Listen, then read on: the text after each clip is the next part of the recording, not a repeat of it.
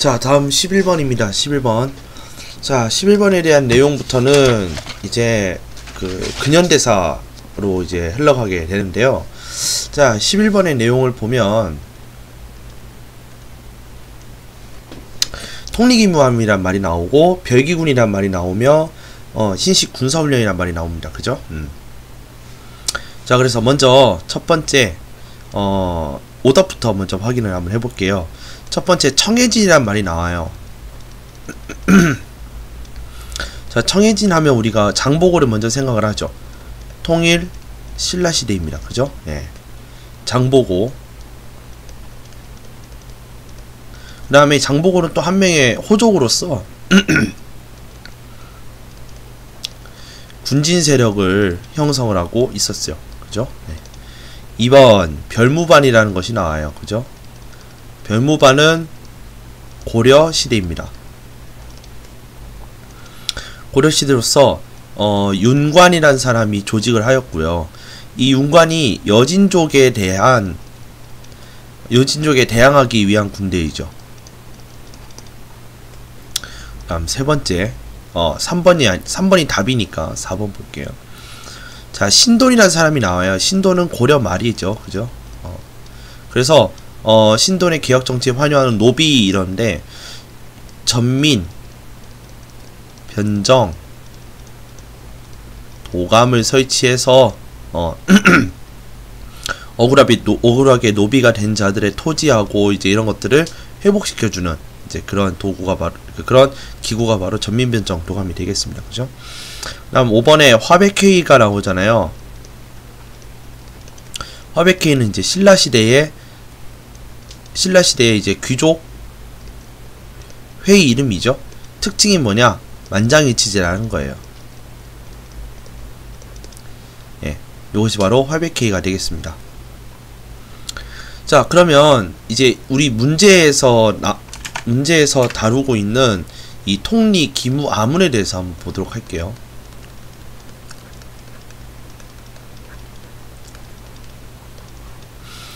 자, 통리기무 아문은 1880년에 세워진 기구로서 강화도 조약이 언제 일어나요?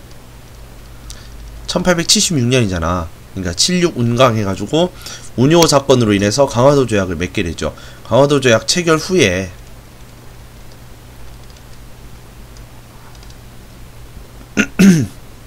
개화 세력을 등용을 하죠. 이때 개화 세력의 대표적인 사람이 누구냐면 김홍집과 그 다음에 김옥균 요렇게 되겠습니다. 김옥균과 김홍집은 서로 파가 나중에 갈라지죠. 그죠? 예. 온건 개화파와 급진 개화파. 자, 그러니까 이 당시에는 온건과 급진이 서로 나뉘어지지 않았던 시기였어요. 그래서 이때는 개화론자들이 있었던 시기였는데 이 개화론자가 이 개화주의자가 이렇게 둘로 딱 나뉘어요. 온건과 급진으로 나뉜단 말이야.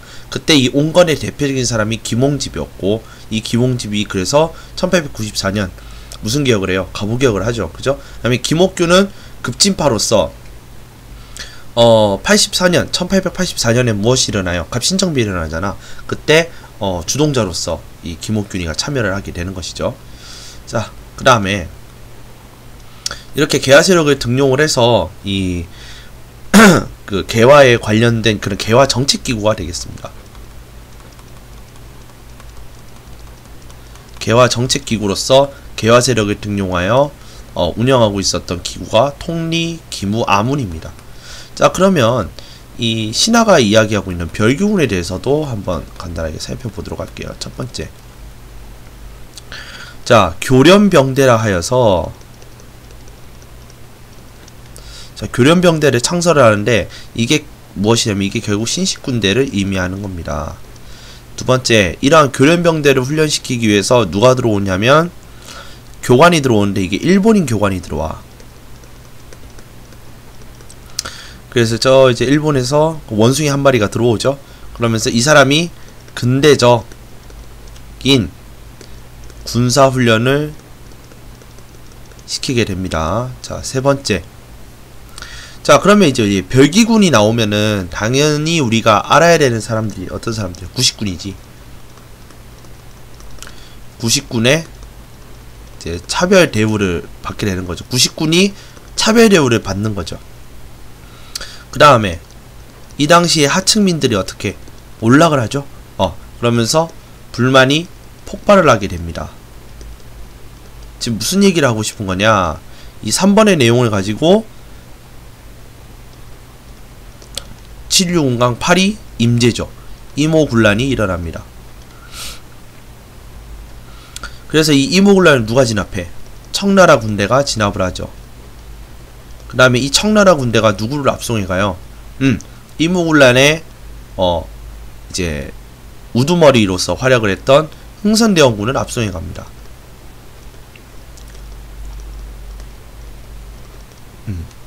자, 흥선대원군을 납치해 가고요. 그 뒤로 청의 간섭이 진행이 되는 거죠.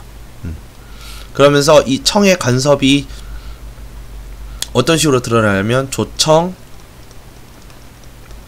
상민, 수륙, 무역, 장정이라는 이 어마어마하게 긴 것을 이제 체결을 하고요. 그 다음에 제물포 조약을 맺게 되죠. 제물포 조약은 일본과 맺어요. 그래서 뭐 배상금 지불, 그 다음에 이 일본인 교관이 죽은 이유가 이 일본인 교관을 보호할 만한 군대가 없었기 때문에 군대 주둔. 그래서 군대가 드디어 우리나라에 들어오게 되고요. 그 다음에 배상금 지불. 이 두 가지 내용을 가지고 맺은 조약이 제물포 조약이 되겠습니다. 자, 요렇게까지 우리가 별기군과 통리기무화문에 대해서 간단하게 좀 살펴봤는데요. 별기군은 간단하지가 않네요. 그죠? 예. 이 별기군에 대한 설명을 들어봤는데, 이 별기군을 통해, 지금 별기군으로 시작해서 우리가 지금 어디까지 본 거예요? 이모군란까지 봤지. 그죠? 네. 그러니까 이모군란까지 우리가 연결지어서 좀 볼 줄 알아야 된다. 자, 요렇게 말씀을 드리면서 11번 문제 넘어가도록 하겠습니다. 자, 12번 문제인데요. 자, 12번 문제 한번 보도록 하겠습니다. 자, 12번. 다음 주도를 활용한 탐구 주제로 가장 적절한 것은, 자, 이렇게 나와 있는데요. 먼저 오답부터 한번 확인해 보도록 하겠습니다. 2번. 자, 문벌귀족이 나오고요. 그 다음에 서경천도 운동이 나와요. 자, 요거는 고려죠. 고려 중기가 되겠죠. 그죠? 자, 이 문벌귀족 하면 가장 대표적인 문벌귀족으로는 누가 있느냐? 김부식이 있었고요. 그 다음에 이 서경천도 운동의 대표적인 사람은 누가 나와요? 묘청이 나오죠. 그럼 이 둘이 맞붙게 되는 거죠. 특히 김부식은 개경파야. 그 다음에 묘청은 서경파죠. 이렇게 개경파와 서경파가 이제 싸우고 있는데, 이렇게 마찰이 있는데, 왕이 서경 쪽으로 천도를 하려고 하니까 뭐예요? 개경 쪽에서 엄청 이제 뭔가 뺀찌를 놓는단 말이야. 안 된다. 그래가지고 이 서경파였던 묘청의 서경파가 뭐를 일으키냐면 반란을 일으켜요. 그래서 묘청의 난을 일으키게 되면서 뭐 이제 이 반란군들이 이제 진압을 하게 되는데, 자, 이제 요런 내용을 얘기하는 거예요. 문벌귀족과 서경천도 운동은 요런 거를 얘기하고 있는 겁니다. 자, 3번. 병인양요. 자, 이거는 조선 말이죠. 안 열릴 때, 그죠? 자, 그래서 프랑스와 조선이 싸우게 되는 거였습니다. 그죠? 예. 4번. 자, 세로 정치가 나오고요. 홍경래의 난이 나오네요. 자, 이거 역시 조선 후기입니다. 그죠? 자, 조선 후기고요. 자, 세로 정치 순, 헌, 철. 순조, 헌종, 철종. 그죠? 이렇게 3대 약 60년간. 자, 3대 약 60에서 80년간 전에 해먹었던 게 이제 세로 정치가 되고. 그죠? 그 다음 이제 세로 정치 하에서 그 평안도에 대한 차별 대우로 인해서 일어난 반란이 바로 홍경래의 난이 되겠죠. 그죠? 자, 그럼 5번. 백제 멸망. 부흥운동. 자, 여기서 말하는 부흥운동은 뭐예요? 백제 부흥운동이겠지? 그럼 백제 부흥운동에 대해서 간단하게 볼까? 건모잠이라는 사람과 안승이라는 사람이, 두 사람이 이제 백제 부흥운동을 일으키는데, 이 안승이 건모잠을 죽이고 하면서 이 부흥운동에 내분이 일어나요. 그러다가 이 일본군의 이제 지원을 받아서 이제 어디서 싸우게 되냐면 백강에서 전투를 벌여요. 근데 이 백강 전투에서 완전히 패배하면서 이 부흥운동이 실패로 끝납니다. 즉 이거는 정확하게 얘기하면 언제예요? 삼국 통일 시기니까 통일신라라고 보셔야 될 것 같아요. 통일신라쯤, 통일신라 약간 이전 그런 상황이죠. 백제가 멸망하고 건모장과 안승이라는 사람에 의해서 부흥운동이 일어났는데, 이 부흥운동에 내분이 일어나면서 이제 좀 휘청휘청 거리게 되었고, 일본군의 지원과 이제 더불어서 이 당나라에 맞서 싸웠으나 백강전투라는 곳에서 대패를 하면서 이 부흥운동 완전히 실패로 끝나게 됩니다. 자, 그러면 우리 이제 문제에서 나오는 이 동학농민운동에 대해서 봅시다.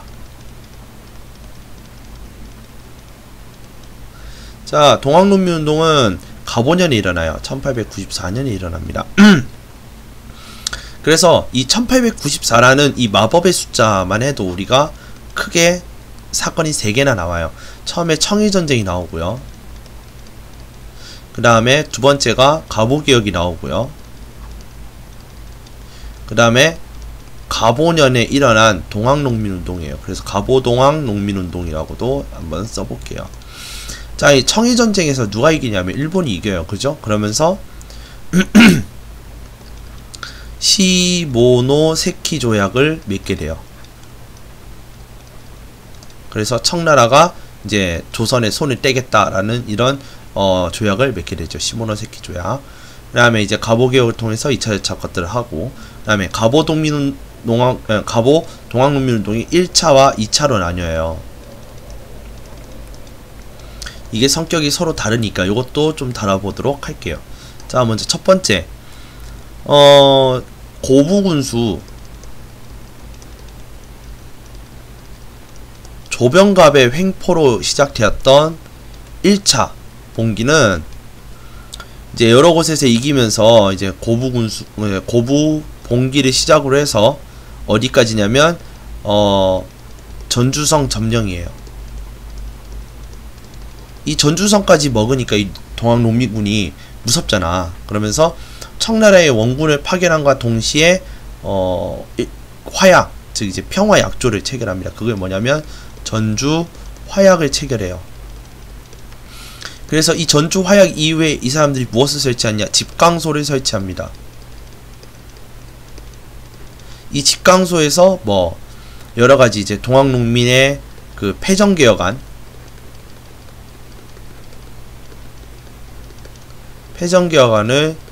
이제 실행하고 이제 집행하는 곳이 이 집강소라는 자치기구가 되겠습니다. 이 집강소를 설치를 하게 돼요. 그래서 이 1차의 성격은 뭐냐면 봉건적인 성격을 지니고 있다. 이렇게 우리가 정리할 수 있겠죠. 그런데 2차에 대해서 보자면 이거는 이제 우리가 청일전에서 봐야 돼. 청나라 군대가 들어왔기 때문에 이제 일본 군대도 들어와요.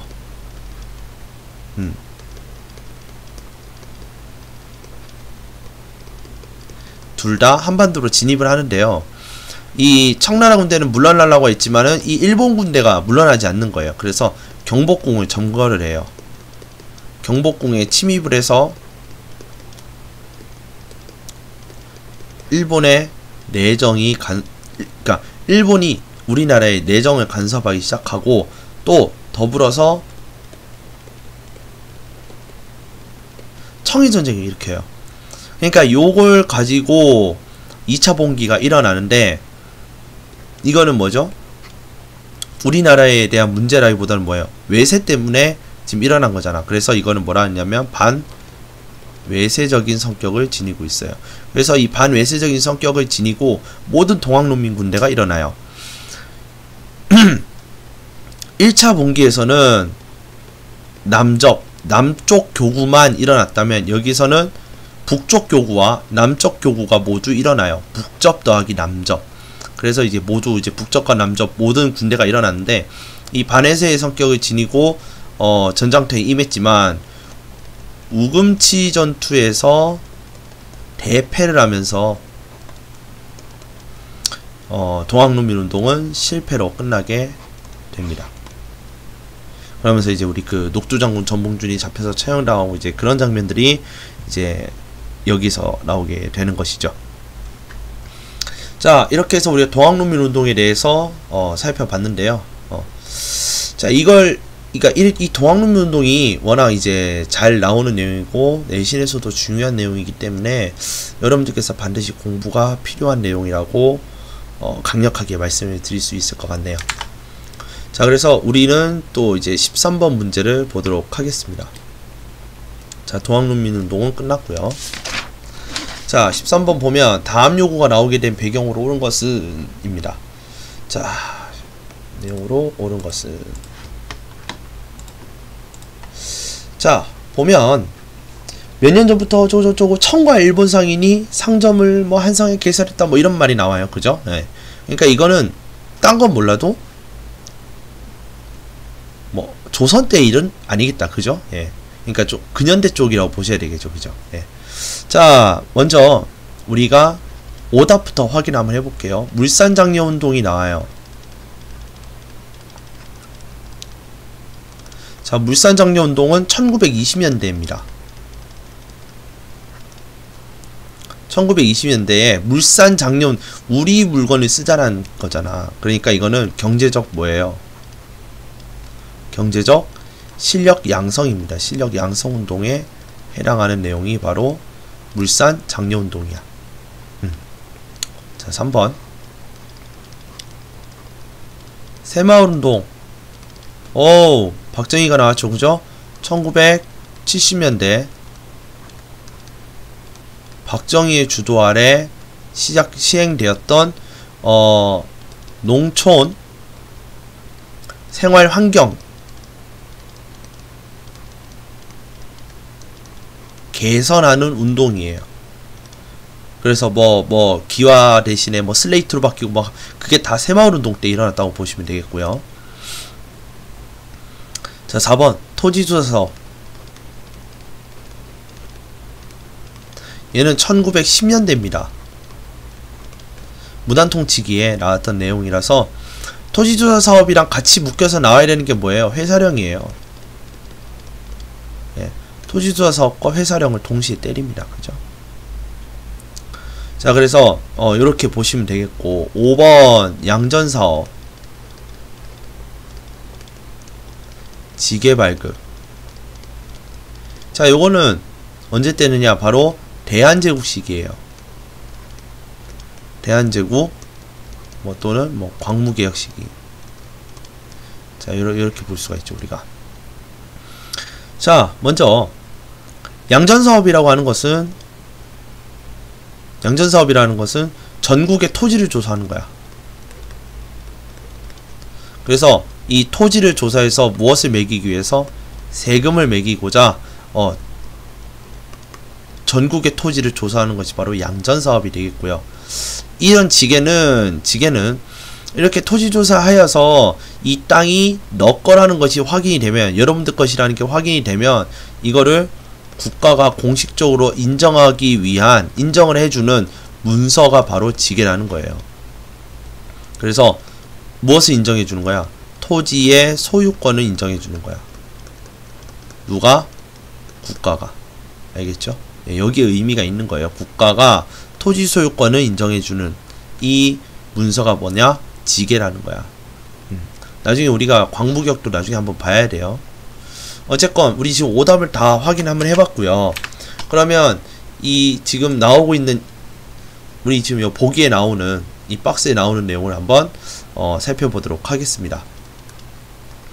그래서 정답은 1번 조청산민 수륙 무역 장정이 체결했다 요거예요. 조청 상민, 수륙, 무역, 장정. 1번입니다. 첫 번째, 이모군란 이후에 체결해요. 그래서 우리 아까 이모군란에 대해서 봤을 때 요 내용 했었죠. 그죠? 두 번째, 내륙무역이 개시가 됩니다. 근데 갑자기 내륙무역이란 말이 나오면 좀 그렇지. 내륙무역 하기 이전에는 뭐냐면 거류지 무역이었어요. 거류지라는 건 뭐냐면 여기가 개항장이면 개항장에서 10리 이내 안에서 이 사람들이 이렇게 거주를 해야 돼. 그러니까 개항장 10리 바깥으로 넘어가는 거는 안 된단 말이야. 즉 그러니까 이 안쪽에 있는 내륙지방에 장사를 하기 위해서라면 여기에서 이쪽으로 보내는 사람이 하나 있어야 되고 여기서 이렇게 보내줄 수 있는 사람도 있어야 돼. 알겠니? 그러면 이 사람들은 어떤 사람들이어야 되는 거야? 그렇지, 내국인이어야 되는 거지. 즉 우리나라 살람이어야 되겠지. 그지? 조선인이어야 되겠죠. 그죠? 그렇기 때문에 이 거류지 무역 당시에는 어땠냐면 조선인이 이 개항장에 있는 상인들과 내륙 상인들 사이에서 중개무역으로서 돈을 벌고 있었단 말이야. 알겠니? 알겠습니까?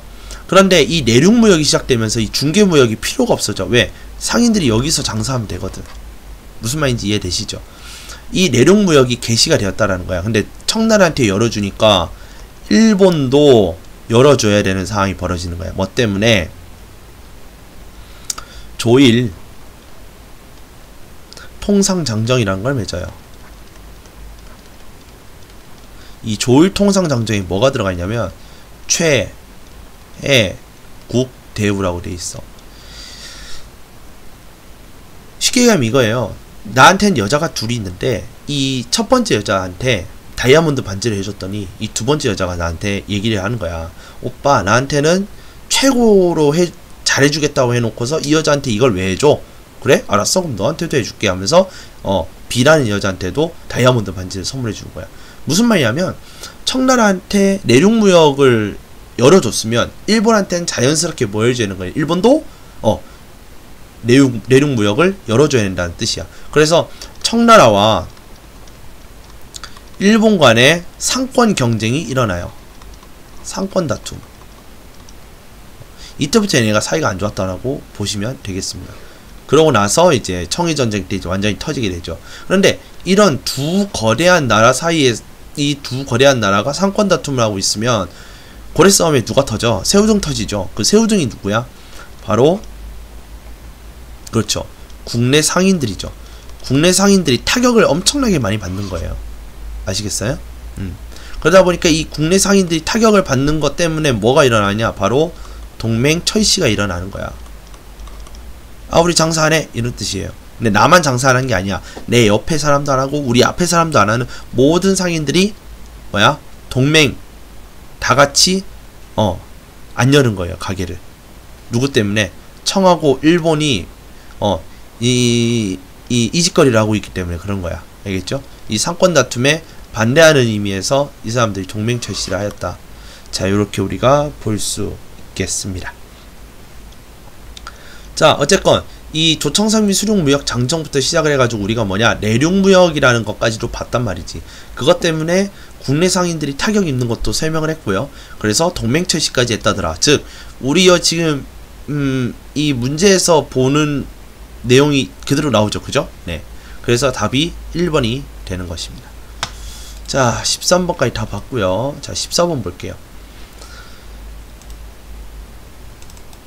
자, 14번. 자, 주문. 자, 이제 판결문이 나오는데, 자, 이게 잘 보면은, 우리 역사 또 좋아하는 친구들은 이 판결문 보면 대충 누군지 나와요. 자, 먼저 징역 3년이야. 그죠? 그 다음에 이 사람은 이화학당 생도다. 즉, 학생이다.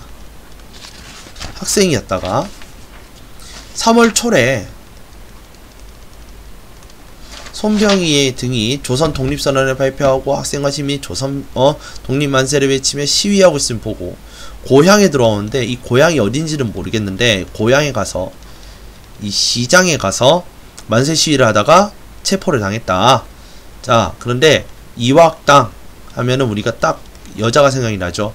여잔데 징역 3년 받고 3월 초에 고향에서 시장에서 내려가 시위를 벌였다가 걸렸다. 누구냐? 바로 우리 유관순 열사님이죠. 그죠? 자, 유관순 열사에 대한 내용이에요. 그러면 유관순 열사니까 뭐에 대한 내용이야? 3.1운동에 대한 내용이죠. 그죠? 자, 그럼 먼저 우리가 오답부터 한번 살펴볼게요. 첫 번째, 고종의 강제퇴위.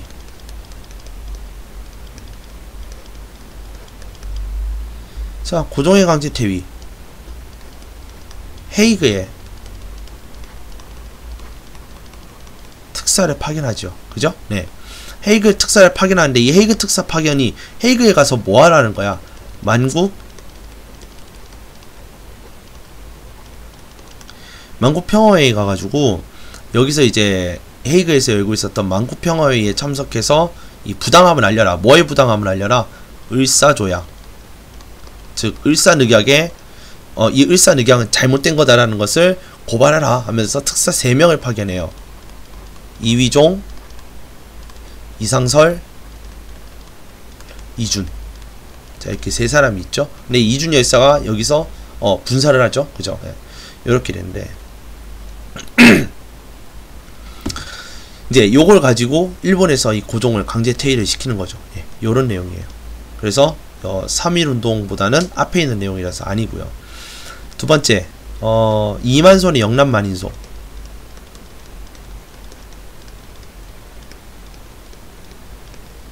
자, 사실 우리 이만손의 영남만인소는 나머지 2개랑 같이 볼게요.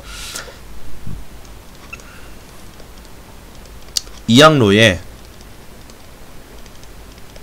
척화주전론과요. 그 다음에 최익현의 외양일체론. 이 3개를 같이 보시면 돼요. 이 3개를 우리는 무슨 운동이라 하느냐? 위정 척사 운동이라고 봐요. 자, 옳은 것을 위하고 사악한 것을 배척한다라는 건데, 여기서 말하는 사악한 것이 뭐냐면 바로 서양 세력, 그 다음에 일본 세력을 의미하는 거죠. 그래서 위정척사 운동이라고 얘기하는데, 특히 이 이항로의 척화주전론은 뭐 때문에 그러냐면 통상개항 때문에 척화주전론이란 그 위정척사론이 등장하고요. 외양일체론은 뭐 때문에 그러냐? 바로 강화도 조약 때문에 그래요. 강화도 조약 때문에 생겨난 그 논리가 뭐냐면 외양일체론이고, 그 다음 이 이만손의 영남 만인수 사건은 뭐냐면 우리가 미국과도 관계를 맺어요. 조미 수호 통상조약이라는 걸 맺어요. 그때 이 조미 수호 통상조약이 하면 안 된다고 해서 영남에 있는 이 유생들이 상소를 올리는 사건이 벌어져요. 이게 이만손을 비롯한 영남의 유생들이 올렸던 상소다 해서 영남 만인소라고 부릅니다. 자, 영남 만인소 얘기를 했고요. 자, 그 다음에 3번 보면 안중근 의사의 동양평화론이 나와요. 사실 우리 이 동양평화론에 대해서 다 알려고 하면 사실 너무 좀 세세하게 아는 것 같긴 한데, 기왕 하는 김에 말씀을 드릴게요. 네. 자, 언제 썼냐면 하얼빈에서 이토 히로부미를 죽였다. 하얼빈 을거죠. 하얼빈 을거 후 감옥에서 쓰다가 다 못 쓰고 끝난 책이 바로 동양평화론이에요. 쓴 글이에요. 그래서 이 동양평화론의 그 내용이 대략 무엇이냐면, 이 당시 이제 우리 조선과 그 다음에 이제 중국 이전에 일단 청나라잖아요. 그죠? 그 다음에 일본 이 3국이 연합하여 서양 세력을 막자 이거예요.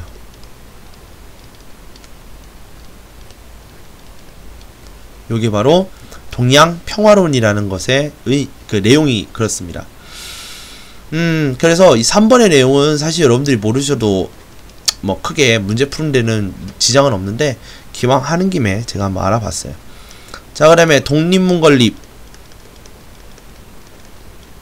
자, 이건 뭐예요? 독립협회죠.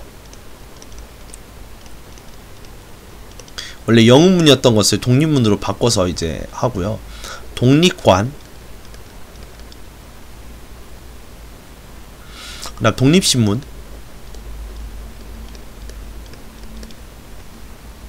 만민공동회, 헌의육조. 자, 이런 것들 전부 다 뭐죠? 독립협회와 관련된 내용 맞죠? 그죠? 네. 자, 그러면 답은 5번인데, 자, 그럼 우리가 이제 3.1운동에 대해서 이제 봐야 될 거란 말이야.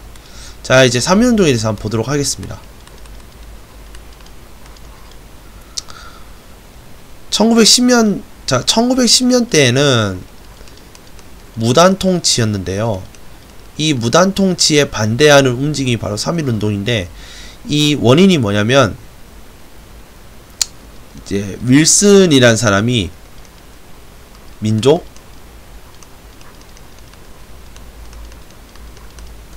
자결주의를 이제 내요. 예.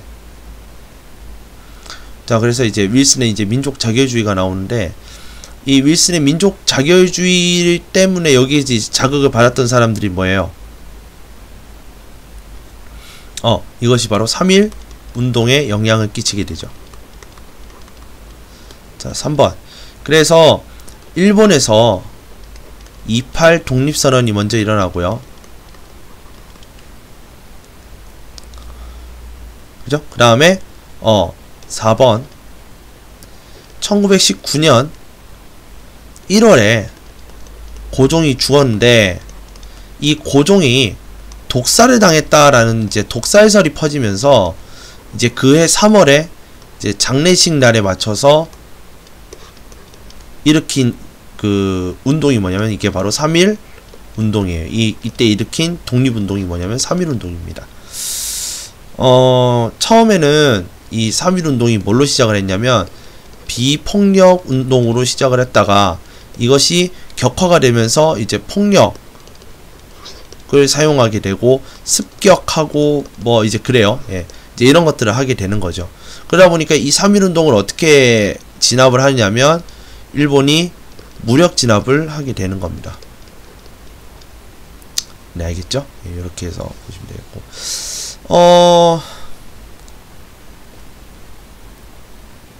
자, 그래서 이 3.1 운동에 대해서 이제 이렇게 볼 수가 있고, 그럼 3.1 운동의 그럼 의미에 대해서 봐야 되겠죠, 그죠? 예. 의의. 자, 첫 번째, 전 민족적 운동. 그러니까 모든 민족이 나와서, 그러니까 우리나라의 민족 모두가 나와서 독립운동을 했다. 그 다음에 이걸 통해서 대한민국 임시정부가 수립하죠.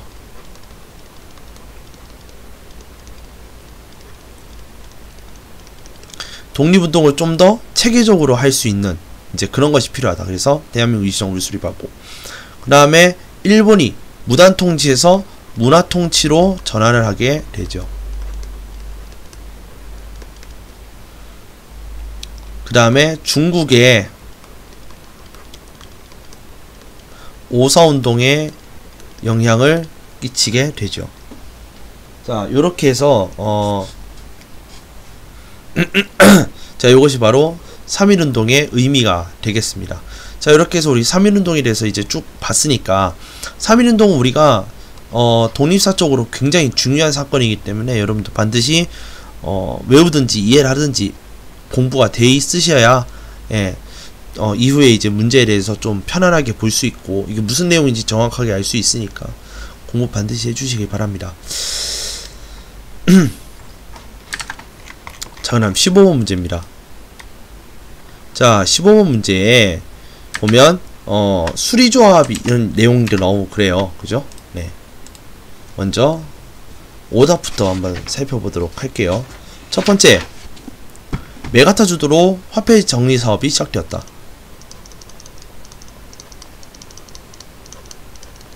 자, 화폐 정리 사업 1번. 자, 화폐 정리 사업이라고 하는 것은 이 일본의 백동화를 이제 교환을 해주는 거예요. 백도화로 교환해주는 건데, 이 당시에 이제 메가타가 누구냐면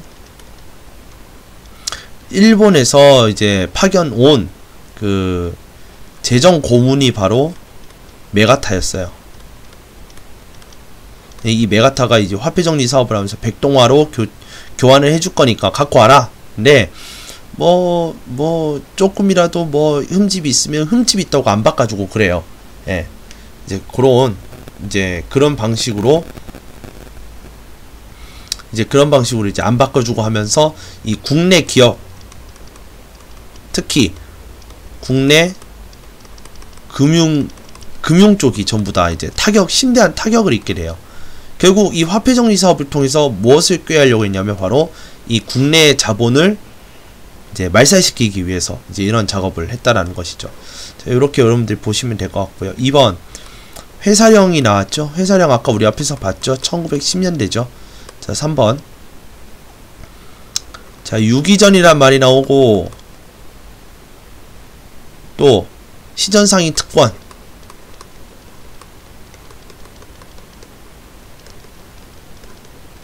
폐지가 나옵니다. 그죠? 자, 요 유기전을 제외한 시전상인들의 특권을 폐지하는 건 뭐냐면 신의 통공이라 하여서 이게 정조 때 일어났던 일이죠. 그죠? 이 신의 통공은 뭐냐면 우리식으로 얘기하면 금난전권이라는 거를 폐지하는 거예요. 예전에는 이 시전상인들에게 또 뭐가 있었냐면 금난전권이라고 해서 자기 주변에서 이렇게 장사를 하고 있는 그런 자기 외에 다른 상인들을 견제할 수 있는 그 공식적인 권한이었거든요. 그러니까 야, 너 왜 내 주변에서 장사하고 있어? 꺼져! 하면 이제 꺼져야 되는 이제 그러한 권리가 바로 금난전권이었는데 이게 정조 때 와가지고는 시전 상인들에게 모든 특권을 다 폐지시켜버리고 유기전만 남겨놓는 거야. 그러면 왜 유기전을 남겨놨어요? 라고. 그럼 이제 유기전이 하는 일을 우리가 보면 되겠죠. 그죠? 자, 유기전이 어떤 애들이냐면 이제 하나의 이제 상인 조합? 뭐 상인 단체 이렇게 볼 수가 있는데요. 자, 보시면은 이 유기전이 뭐 하는 애들이냐면 정부의 그러니까 조정에 수요품, 필요한 물품을 조달하는 상인 조합이라고 보시면 돼요. 예. 아시겠죠? 예. 그래서 지금으로 따지면은 조달청의 역할을 하고 있는 것이 바로 유기전이라고 보시면 되겠어요. 네. 자, 이게 바로 유기전입니다. 자, 4번. 4번이 답이니까 5번. 방공령인데요. 자, 방공령은 함경도하고 황해도에서 일어나요.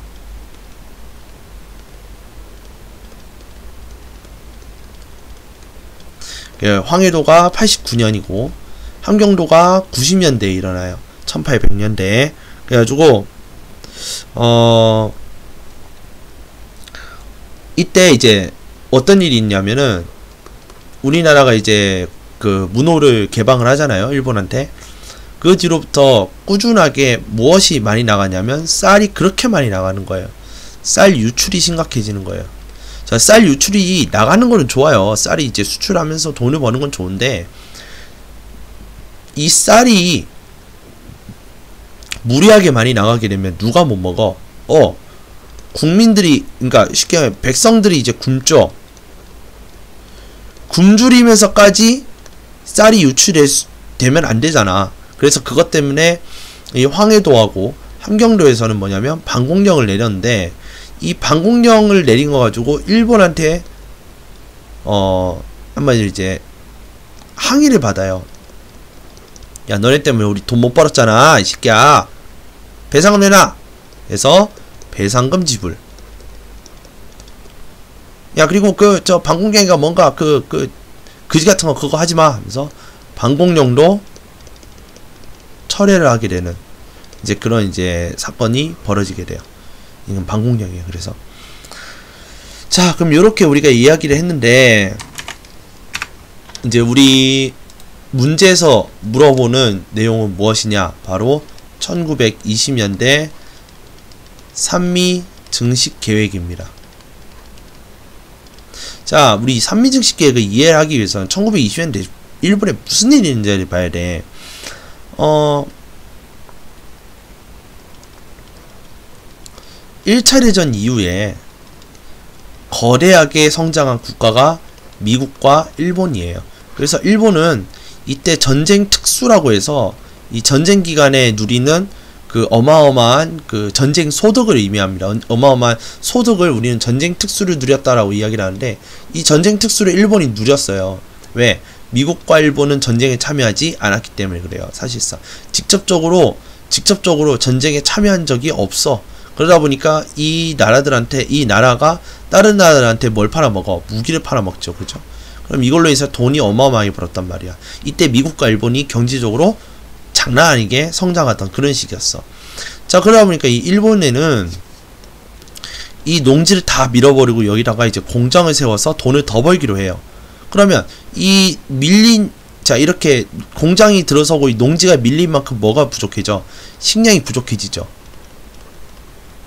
그래서 이 식량을 어디서 갖고 와야 돼? 조선에서 갖고 와야 되겠지. 그러니까 이 조선을 뭐 하려고 하는 거예요? 하나의 이제 식량기지처럼 만들기 위해서 한 작업이 무엇이냐면 이게 바로 산미증식 계획이야. 그래서 뭐 이제 수리 조합 같은 것들을 설립을 한다든지, 뭐 이제 비료, 그 다음에 뭐 품종, 이런 것들을 이제 계량을 이렇게 해서 주는데, 여기에 들어가는 돈 전부 다 누가 내는 거냐면 바로 소장농들이 전부 다 부담을 하게 된 그런 것이 바로 산미증식 계획이 되는 겁니다. 그래서 무슨 말이냐면 이 수리시설 확충해주고, 비료 주고, 품종 뭐 계량해주고, 밭이었던 거 전부 다 논으로 바꾸고, 그렇죠? 뭐 개간, 간척 이런 거 사업하는데 하는데, 모든 것들이 다 뭐냐면 여기 이 소장농들과 그 다음에 이 농민들에게 모두 이제 부과를 하는 거예요. 여기 들어가는 돈은 전부 다. 자기 돈 주고 자기가 다 하는 거예요. 그러니까 못 살 거 아니에요. 맞죠? 예. 경제적으로 굉장히 어려운 상태에 놓이게 되는 것이죠. 뿐만 아니라 이렇게 쌀을 키우기 위해서 이 사람들이 이렇게 쌀 이렇게 키워놨더니 누가 가져가는 거야? 일본인들이 가져가잖아. 그럼 이 사람들이 먹을 게 없잖아요. 그래서 만주에 잡곡이 들어와요. 잡곡을 수입을 해요. 예. 알겠죠? 그래서 만주에 잡곡까지 이제 수입을 한다. 이제 이게 사실 이게 답인 거야. 알겠죠? 이게 답이 뭐냐면 4번이 되는 거죠. 이게. 예. 답은 4번인데 만주에서 야, 이렇게 조선시대는 내 먹을 거 없잖아. 그러니까 잡곡 수입해야 쓴 게 이걸로 먹어이 하면서 만주에 잡곡을 수입을 하게 되는 거죠. 자, 그래서 답은 4번이 되겠습니다. 자, 이제 16번에 대한 내용인데요. 자, 16번 보시면은 이 사람들이 이제 대화의 내용이 좀 나와요. 그죠? 예. 그래서 지난 11월 3일 쪼쪼쪼쪼쪼 나오잖아. 자, 요거에 대해서 한번 보도록 합시다. 자, 먼저 오답부터 한번 보도록 할게요. 1번 신탁통치 반대운동.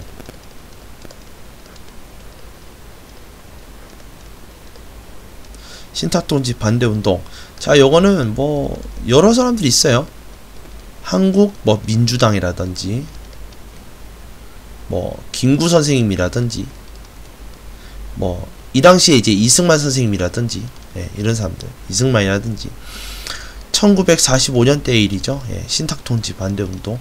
모스크바 삼상회의에서 결정 나온 내용을 가지고 이 한반도를 이 4개 국가가 나누어서 신탁통치를 하자, 이제 요 내용으로 이제 귀결이 되는데,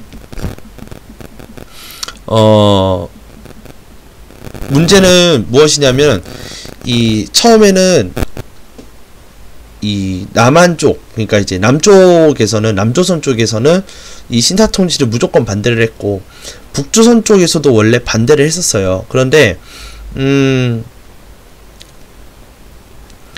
문제는 무엇이냐면 이 북한 쪽에서 먼저 찬탁으로 돌아서면서 이 민족이 분열이 되는 이제 그러한 결과가 있게 되는데요. 어쨌건 요거에 대한 내용입니다. 신탁통치 반대운동. 네. 이제 답은 2번이니까 바로 3번부터 볼게요. 3번 국채보상운동이야. 국채보상운동하면 우리가 IMF 때를 기억하셔요. 그죠? 예. 비슷한 현상이라고 보시면 될 것 같아요. 이 국채보상운동은 먼저 일제의 일제의 속셈을 좀 알아야 돼. 일제의 경제 예속화에 대한 반대 운동이 바로 국채보상, 그러니까 경제 예속화를 반대하는 운동이 국채보상 운동이고, 일제는 경제 예속화를 위해서 대한제국에게 빚을 억지로 떠안겨요. 야, 너 돈 필요하잖아. 아, 필요 없는데. 아, 필요해. 아, 필요 없다니까. 아, 갖고 꺼져. 이렇게 되는 거야. 알았어? 쉽게 얘기하면. 그래서 대한제국이 이 빚을 지는데, 이 빚이 불고 불어서 얼마까지 올라가냐면 3천만원까지 올라간다고 하는데, 우리 식으로 얘기하는 3천만원이 아니고요. 이게 대한제국 1년 예산치만큼 불어나 버려요. 그래서 이 대한제국 1년의 예산치, 그러면 이게 얼마인지도 참 예측하기 어렵지만, 그럼 우리나라 1년 예산치면 몇백조가 되겠죠. 그죠? 이 몇백조만큼 이렇게 불어났다라는 거예요. 그럼 이걸 뭐 하자라는 거야? 갚자라는 거야. 누가? 조선 백성들이 어떻게? 스스로 갚자. 이런 운동이 일어나게 되고요. 이런 국채보상운동을 주도한 신문사가 여기 등장하는데, 그 신문사가 바로 대한매일신보가 돼요. 양기탁 선생과 베렐이라는 외국인이 합작해서 만든 그 신문 이름이 대한매일신보입니다. 대한매일신보에 대해서는 우리가 최근에 이 사실을 하나 또 알아냈죠. 시일야 방성되고 영문 버전이 이 대한매일신보에 실리게 되죠. 어쨌건 이 국채보상운동이라는 거는 우리 국민들이 겪었던 IMF와 비슷한 현상으로, 일제의 경제 예소화를 반대하기 위해서 스스로 조선 백성들이 스스로 이제 돈을 한 푼 한 푼 모아서 이제 갚자, 이제 이런 운동인데, 결국은 일제의 방해로 실패합니다.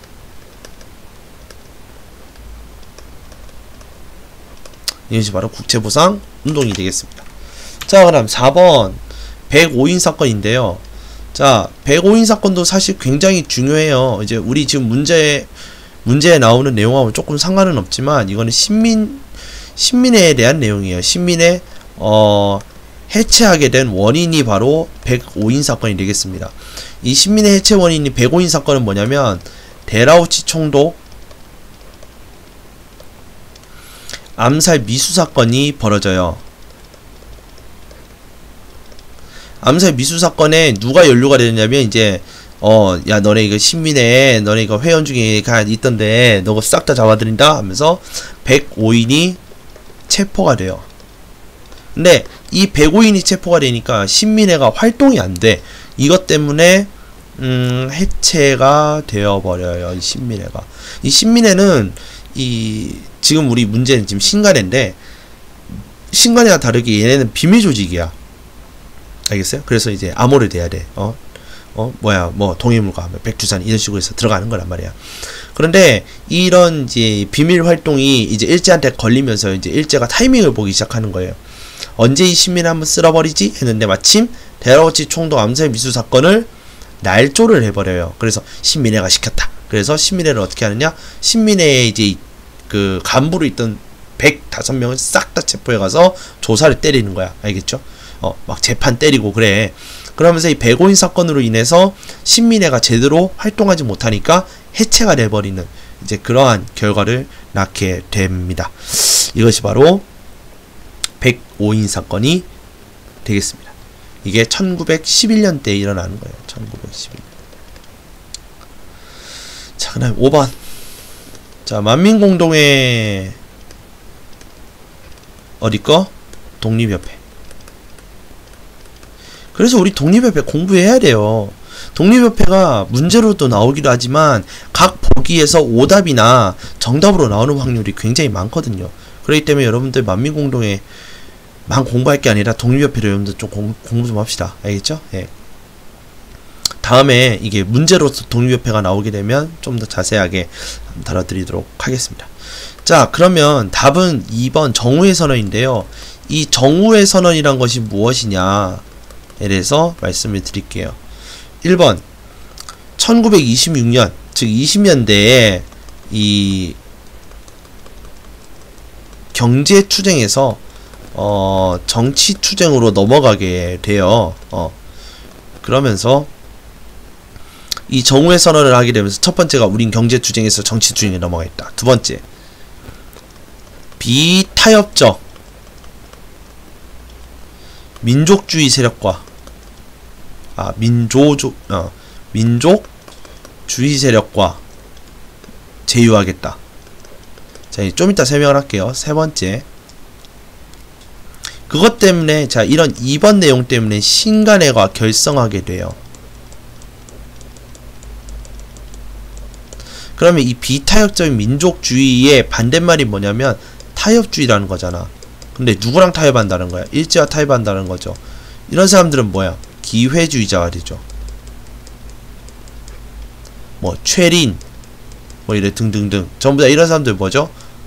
친일파죠. 이때 민족주의자의 대부분 사람들이 친일파로 다 돌아서 버리게 돼요. 이거 독립기라 해봤자 이거 아무 소용이 없거든. 지금도 여태까지 그래왔고 앞으로도 계속 이렇게 우리가 이제 식민지로 살아가야 되는 이런 현실을 좌절을 하면서 친일파로 돌아서게 되는 거야. 알겠어요? 그렇지만 그렇지 않은 사람들, 즉 비타협적인 이런 사람들은 이때 사회주의 세력과 연합을 해서 만든 것이 바로 이 신민회가 되는 것이죠. 자, 이렇게 우리가 보시면 되겠습니다. 그러면 이 신간회가 한 일에 대해서 우리가 두 가지 정도는 알아보자. 원산 총파업,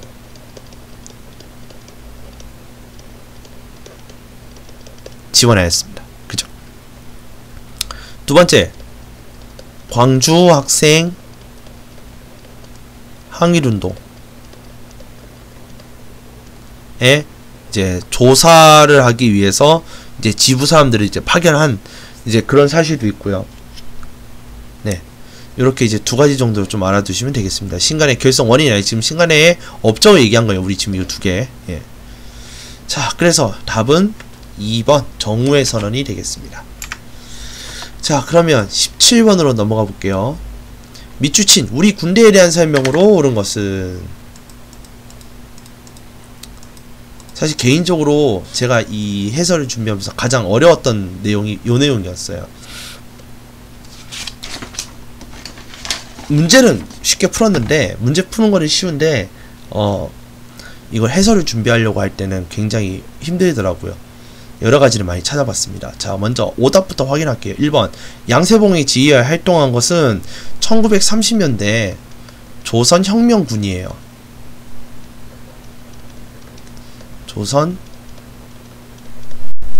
조선혁명군입니다. 그래서 이 조선혁명군은 중국 의용군과 연합을 해서 영릉가 전투에서 승리를 하는 이 군대가 바로 조선혁명군이고, 양세봉이라는 사람이 이 대표적인 사람입니다. 그 다음에 쌍성보 전투가 있어요. 쌍성보 전투. 자, 쌍성보 전투인데 이때는 1930년대 한국 독립군이에요. 한국 독립군이고, 이 쌍성보 전투에서는 중국 말 조심하셔야 돼요. 호로군과 연합을 해서 싸운 전투가 되겠습니다. 자, 그 다음에 3번이 답인데 일단 4번 자, 예난까지 딱 보고 예난에서 중국 공산당과 연합했다. 이걸 찾기가 좀 많이 힘들었는데 저는 뭘로 봤냐면 1942년에 있었던 조선의용군으로 봤어요. 조선의용군인데 원래는 이 조선의용대였다가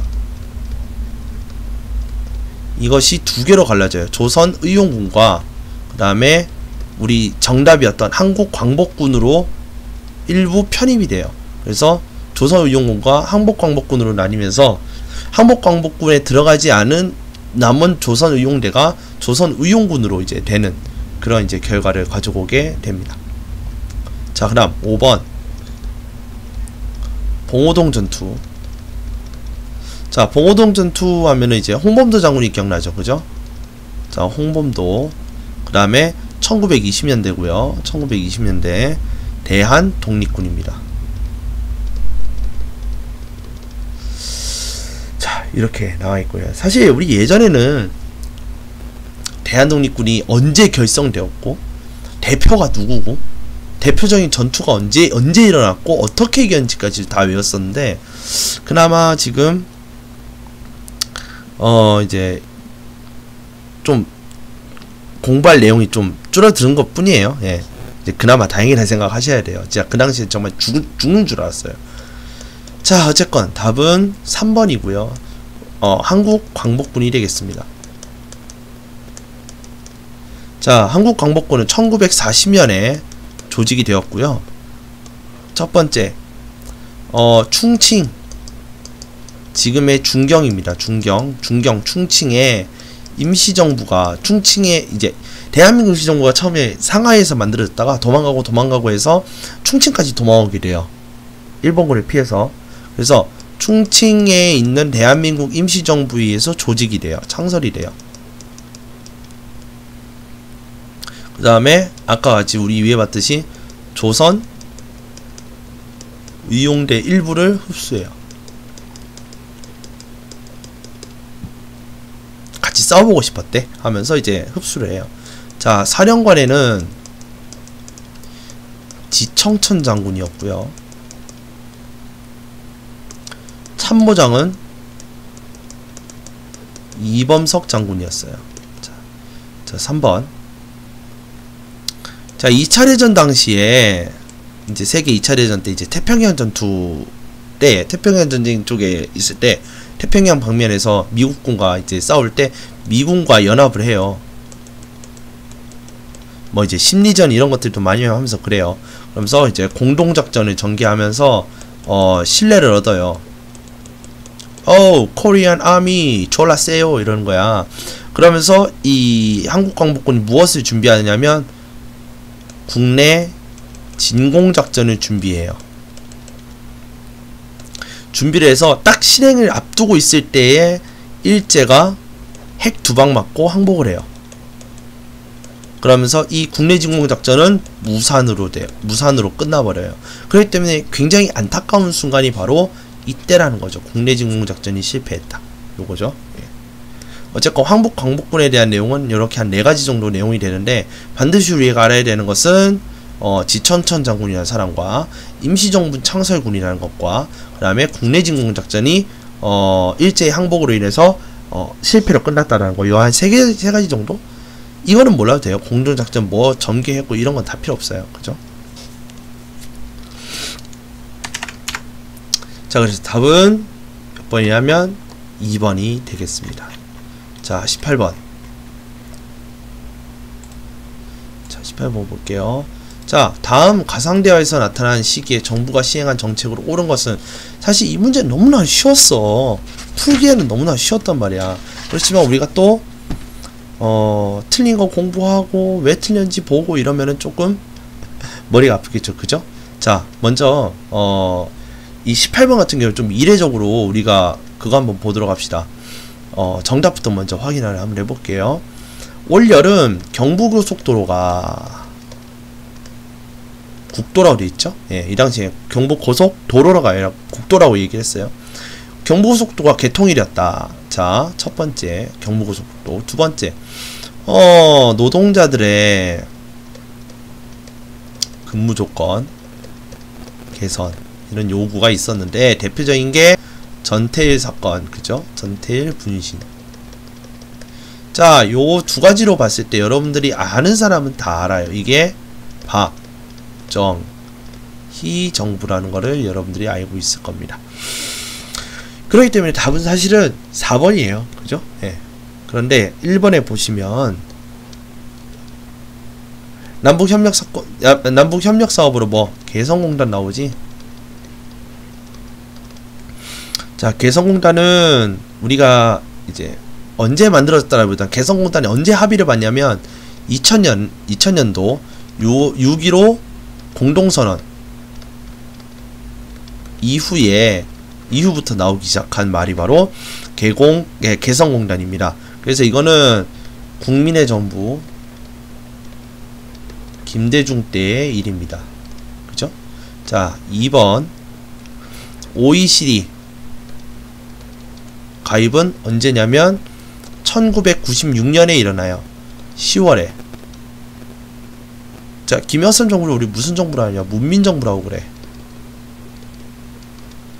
문민정부 김영삼. 3번 FTA. FTA는 2012년 3월에 체결돼요. 이거는 누구냐면 MB정부예요. 이명박. 어맹부처럼 보이는 거는 여러분들 시력 탓입니다. 자, 4번이 정답이니까 5번으로 바로 볼게요. 금융실명제. 자, 금융실명제는 1993년 8월의 일이고요. 역시 문민정부 때의 일입니다.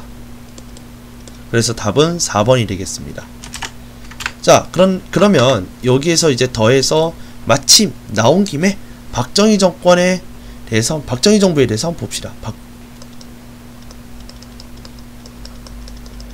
정부의, 자, 지금부터 얘기하는 현대사의 내용은 최대한 제가 중립을 지켜서 얘기를 할게요.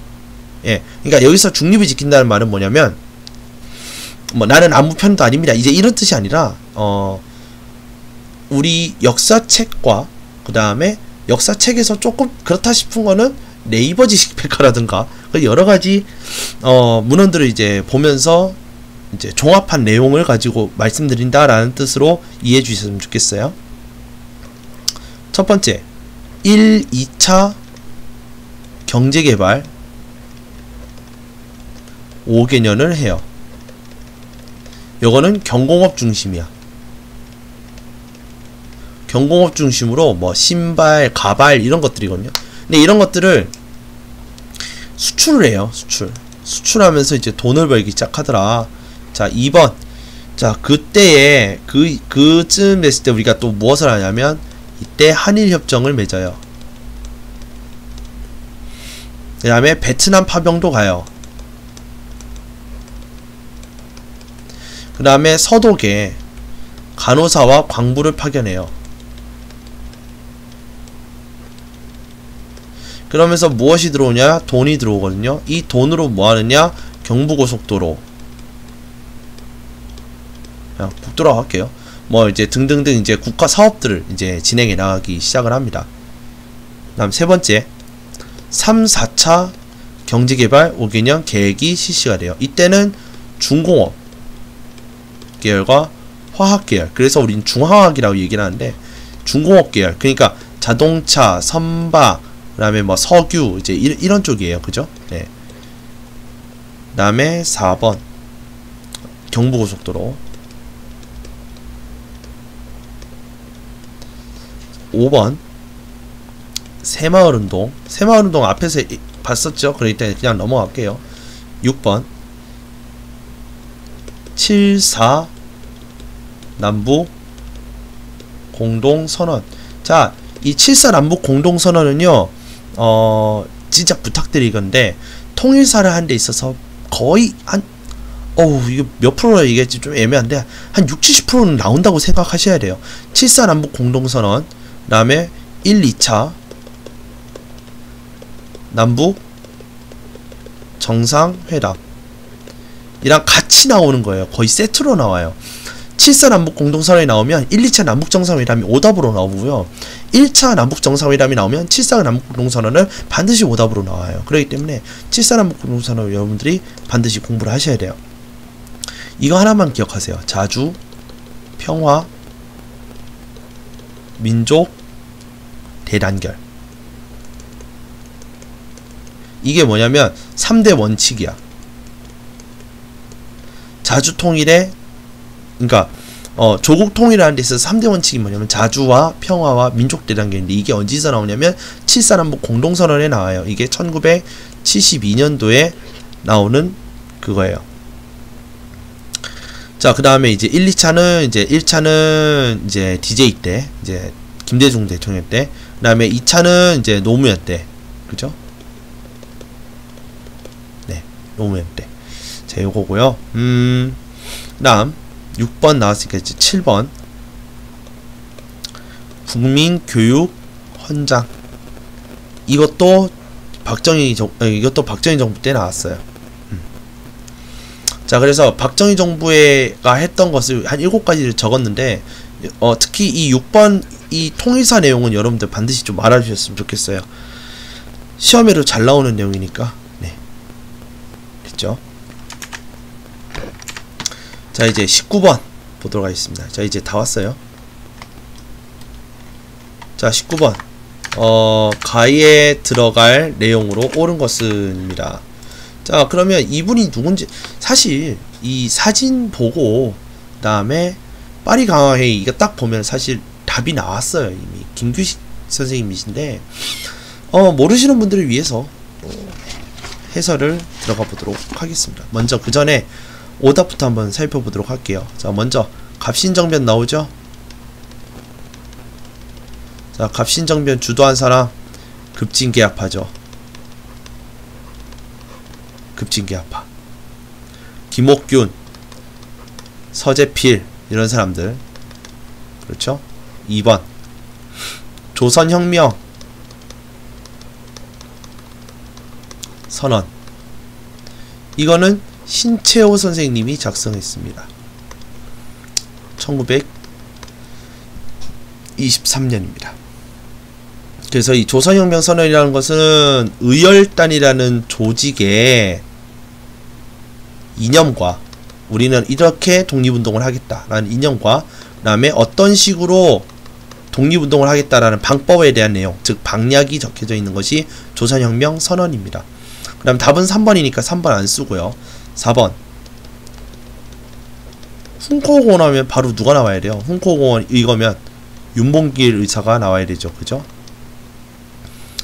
윤봉길 의사는 1932년에 이 훈코공원에서 의거를 일으킵니다. 그죠? 5번 대한민국 초대 대통령 이승만이죠. 네, 볼 것도 없죠. 자, 그래서 이제 우리가 봐야 될 분 김규식 선생님에 대해서 볼게요.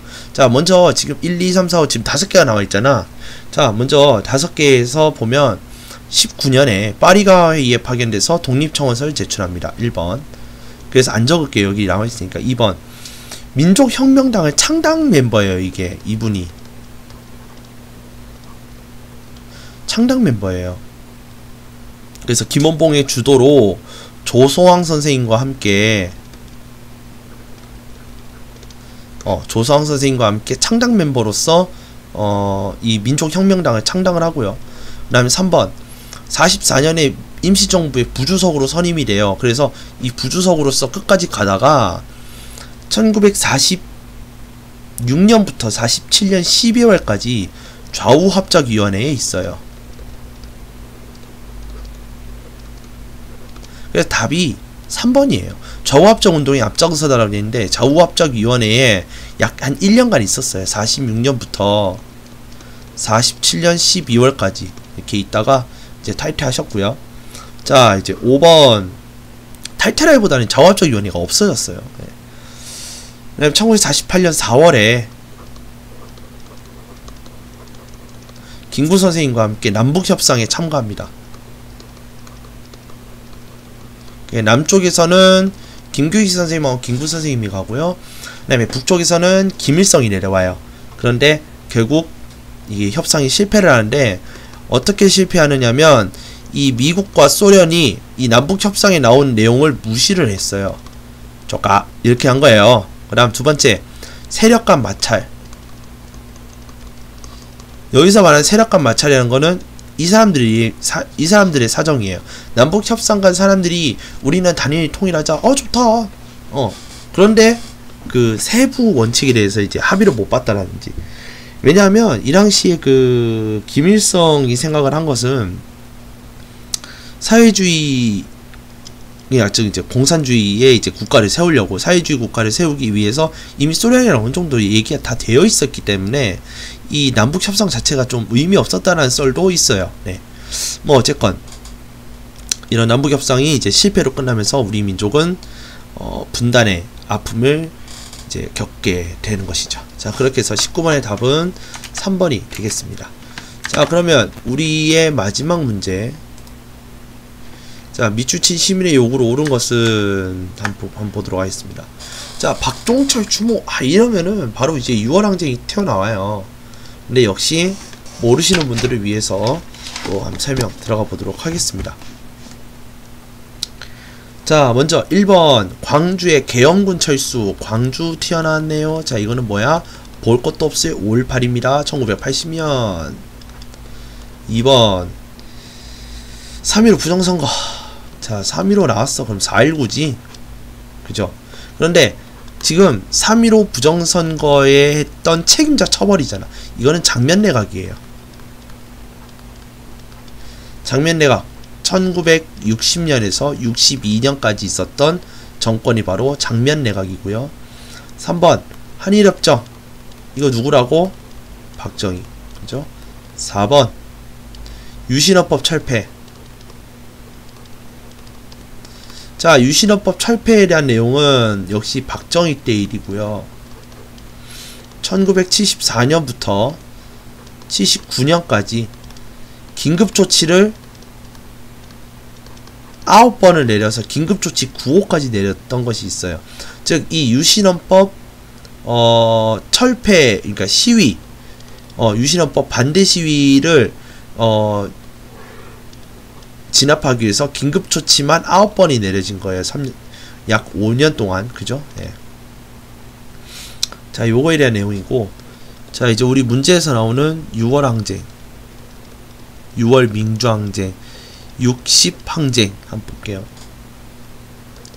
1987년대 일이고요. 첫 번째, 87년 1월에 박종철 고문 치사 사건이 일어나요. 이거 우리가 이 사건의 이름은 모르지만 사건 내용은 누구나 아는 내용이에요. 퍽 하고 쳤더니 억 하고 죽었다라는 내용이 바로 이거예요. 박종철 고문 치사 사건. 자, 2번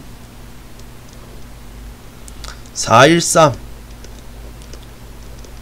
호원 조치. 자, 그래서 이 호원, 헌법을 이제 수호하는 이제 조치다 이런 것 같은데, 직선제 요구를 묵살을 해버려요. 국민들의 직선제 요구를 묵살해버려요. 3번 6월 9일날 이한열 열사가 순국을 해요. 이제 최루탄에 맞아서 돌아가십니다. 자, 4번 그래서 6월 10일날 이제 열 번째 날에 이제 전국적으로 시위를 하게 돼요. 네. 그래서 호원 철폐, 그다음에 독재 타도, 그다음에 직선제 쟁취, 요 세 가지를 가지고 이제 시위를 벌이게 되고, 결국 6월 29일날 민주화 선언이 일어나요. 근데 이 민주화 선언을 누가 하느냐? 노태우가 합니다. 이 당시 이제 노태우가 이제 그 당의 그 이제 책임자 이제 역할이 있었는데, 이 노태우가 국민 여러분 해드리겠습니다 이렇게 한 거야. 그래서 직선제 개헌, 그 다음에 국민 기본권 보장, 이런 것들을 이제 등 이제 8개 항목을 이제 발표를 하게 돼요. 이렇게 하면서 6.29 민주화선언을 하면서 끝나게 되는 것이 바로 6월 10일 항쟁, 민주항쟁, 60 민주항쟁이 바로 이것입니다. 자, 요렇게 하면 우리가 60 민주항쟁에 대해서 다 봤고 20번까지 문제 다 봤는데, 문제 난이도는 어렵진 않은데, 그죠? 이제 어떤 것이 문제가 잘 나오는지 이번 수능 문제를 통해서 잘 보셨으니까 여러분들이 요 내용을 가지고 반드시 공부를 하시고요.